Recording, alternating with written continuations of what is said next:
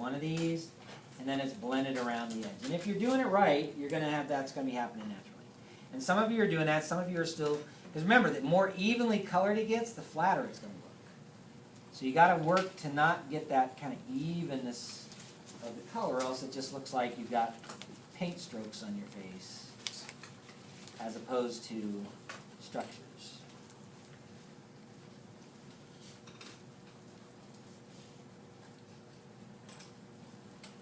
Now with an old age makeup, you want to think about that the more irregular things are, the better it's going to look. Because with an old face, what tends to happen is things just start to break up.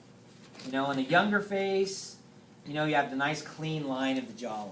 Well, in this case, we don't have any clean line of the jawline at all. When we get to the lip line, we're going to break up the lip line. The bridge of the nose, if it's too straight and too even, it starts to look a little bit younger. So if you want to make things just look a little bit older, just, you know, if you make them a little irregular, not straight, you know, break up the lines, that's going to help. Because if you had to do like the difference between like let's say you have an old character that should be, you know, like a beautiful old person. The more symmetrical it is, and the more even and straight even the whatever you do is going to make that person look more beautiful.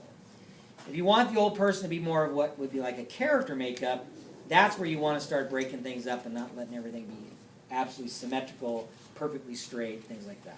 Okay. I used an example this morning that if you're doing like My Fair Lady, and somebody said, well, what do you mean by the difference between like a beautiful old age and a character old age? And I said the difference would be is that if you're doing My Fair Lady, the mother of Higgins would be a beautiful old woman because she's rich and well taken care of, and you'd want her to look a little more regal and a little, you know, she's not like a big character. Whereas the father of Eliza is probably the same age, but he's definitely a character. You know, you wouldn't want him to be like really a handsome old man. You'd want him to have some irregularities in the face because it just makes him a little more interesting. So that would be the difference that you might want to, you know, be trying to make. So when you're looking at the old character that you're doing for the play, for the, you know, for the assignment next week, you might need to take that into consideration. I mean, you know, how much of this person, you know, how well taken care of are they? You know, are they going to be, you know, well taken care of? Because in that case, they, you know, they might be, the woman or the guy might have to be a little more, you know, not as asymmetrical and to be a little more symmetrical. To just